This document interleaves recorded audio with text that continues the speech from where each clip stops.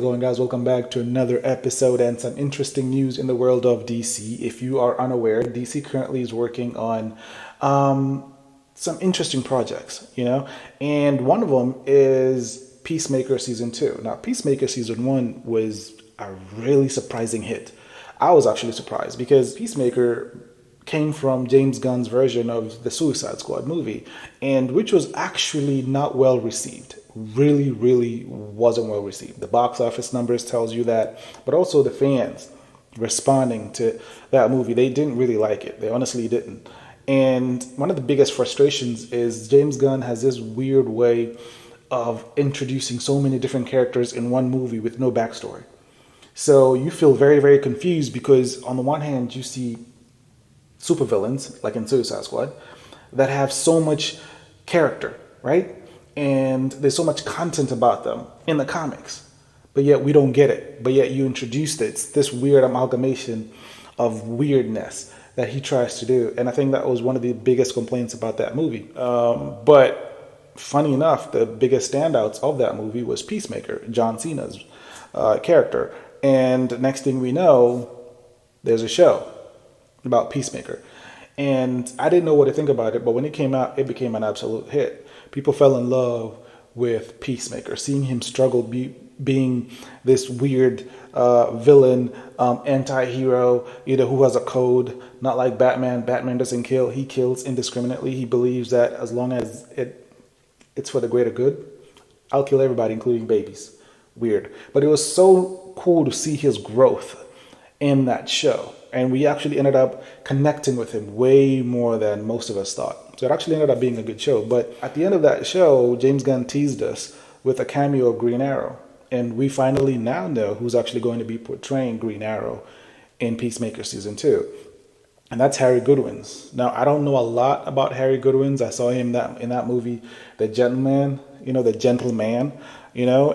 that movie was actually a good movie, but I don't remember him specifically. Sometimes you see an actor portray a certain character in a movie and they're unforgettable, right? Their acting was so good. I honestly don't remember him, and I don't know really what to say about him. Sometimes, you hear somebody playing a certain character and you get excited because you've seen him in other different movies. I've never seen him in anywhere else. I don't know. Maybe I have, and he didn't really leave that much of an impression. I don't know. That doesn't mean he's not going to play that character well.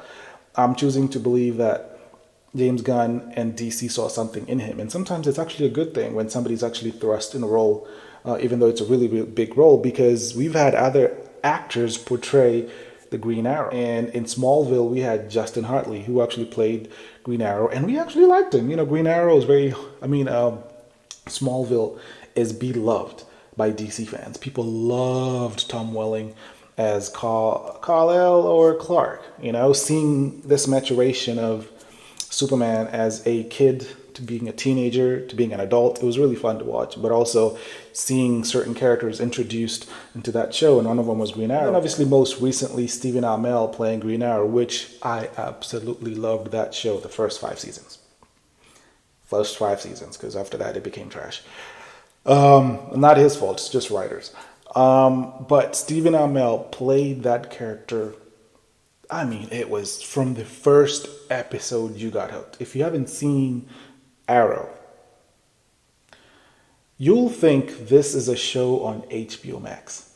I'm telling you, that's how well the first 5 seasons were. And I think a lot of those writers probably were, they won awards because they chose to go a different way. This was CW. If you know anything about CW tends to mellow and water down shows, especially shows that should be a little bit dark.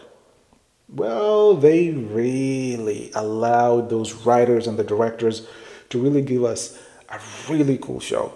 And watching Stephen Amell play Green Arrow and also seeing him grow and develop was an outstanding way to portray Green Arrow. And again, Harry Goodwins has a lot to live up to. He has a lot to live up to because those two actors really played Green Arrow really well. And in the comics, Green Arrow is a really intricate, really intelligent billionaire and really important character in the Justice League, right? So this is not like a one of those heroes who's kind of like in the back. No, this is a staple in the Justice League. So it'll be interesting to see how they actually showcase Green Arrow and Peacemaker. And the fact that Peacemaker is rated R, I'm excited about that. So I think we'll get to see this version of Stephen Amell's version of the Green Arrow. That's my hope.